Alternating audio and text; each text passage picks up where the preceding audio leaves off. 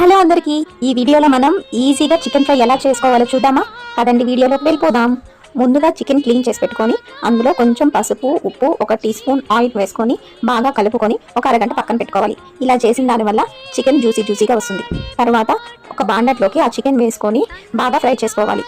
చికెన్లో నుంచి వాటర్ అంతా పోయి ఆయిల్ పైకి తేలేంత వరకు ఫ్రై చేసుకోవాలి.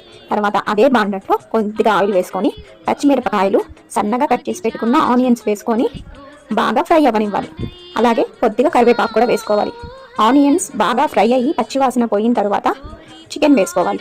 చికెన్ వేసుకొని ఒకసారి బాగా కలుపుకొని అందులోకి మిరప్పొడి మీ కారానికి తగినట్లుగా వేసుకొని, ధనియాల పొడి, అలాగే కాశ్మీరీ చిల్లీ పౌడర్ కూడా వేసుకోవాలి. దానివల్ల చికెన్ కలర్ బాగుంటుంది. అలాగే హోమ్మేడ్ గరం మసాలా కూడా 1 స్పూన్ వేసుకోవాలి. వేసుకొని బాగా కలుపుకోవాలి. చూసారుగా బాగా ఫ్రై అయింది చికెన్ కూడా. తర్వాత లాస్ట్లో కొద్దిగా కొత్తిమీర వేసుకుంటే చికెన్ ఫ్రై రెడీ.